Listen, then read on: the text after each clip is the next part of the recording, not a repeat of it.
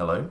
So, it's the end of our official day 2. We started a little bit late for various reasons.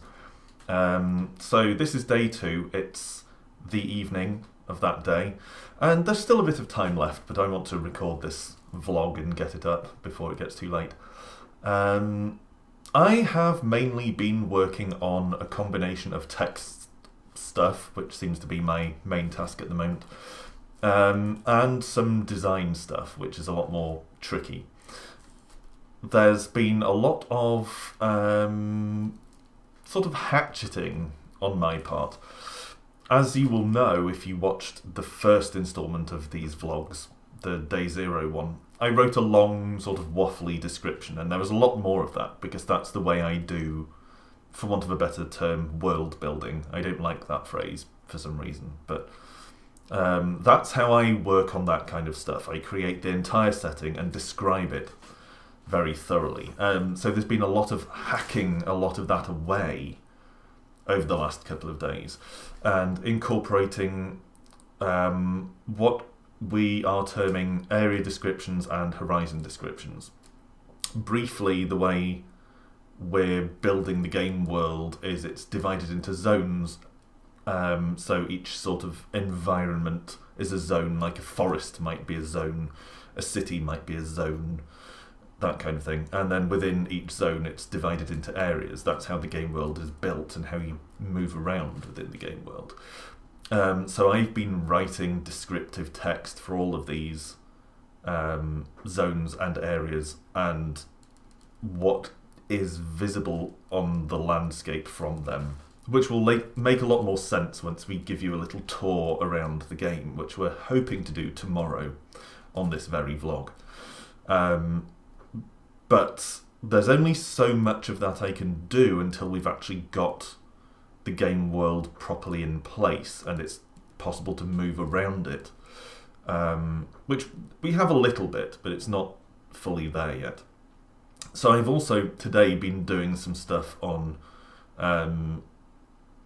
weapon and ability design, because that's really what's going to suck up a lot of our time in the coming days. I think that feels at the moment like the biggest task that's still outstanding for us, at least on a design front, because I don't know how much goes into executing all of this on the technical side, because as you probably know by now, I'm not involved in the technical thing that much.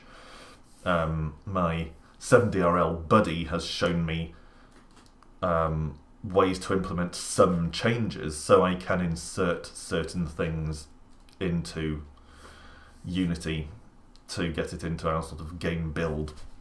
But a lot of the technical stuff, AI and pathing and line of sight and all that stuff, is stuff he's doing using the tools he's chosen to use. So my design tasks are more in abstract because I can't fiddle with the technical side of it and watch how things are implemented, at least not yet. So a lot of it is done in abstract, and to me that feels like that's the biggest task.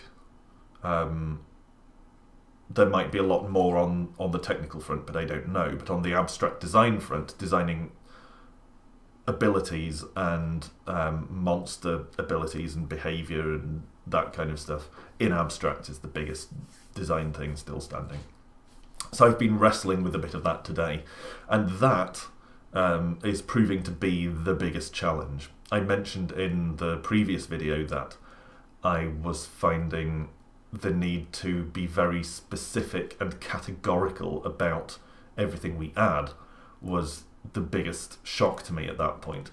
And what I'm finding as we press on is that it's not just that, it's also the interdependence of everything that's really becoming a sticking point, really. Something like, for instance, we need to implement some kind of armour. We know we want to have armour garments in there. So, what are we going to do with those? Well, in order to know how we're going to execute armour, we need to know how we're going to execute weapons. We also need to know how we're executing the health system, if any, how we're executing regaining health points, if any. So everything is really tightly meshed together, and designing any one thing relies on multiple other things, which have also not yet been designed. So the way it feels is as though we're trying to design multiple different interrelated things all at the same time. And in order to finish any one of them, you also need the others to be finished. So it's this bizarre sort of paradoxical situation where you're inching multiple things forward at about the same rate. It's painstaking work, and I've been going for a couple of head-clearing walks a day. Fortunately, I live on the coast, so it's easy for me to go and have a nice stroll along the seafront and get some air. But I've been finding myself needing to do that because there's a lot of time poring over the keyboard and racking my brains. I've been spending a lot of time today sitting like this. Ugh, God. Okay, how am I going to execute spears? What's a spear going to do? And what effect will it have on the armour? Well, what's the armour going to be first? Okay, so maybe I should think about the armour. But then to execute the armour, I need to know what the health is going to be doing, which means I need to know what the weapon's going to be doing. That's pretty much how my day's gone today. This is the part bogging down in the middle of the week. Most tasks, I find, bog down in the middle. You have a big rush at the beginning and a big rush at the end, and things tend to bog in the middle, and I think we're hitting that point. A couple of days in, my phone's ringing. Shush, it's my mum. So I feel like we're reaching that bit in the middle where we've done the stuff that's simple and easy and straightforward to do, and we haven't yet got to the point where everything's in place and we're sort of finishing off.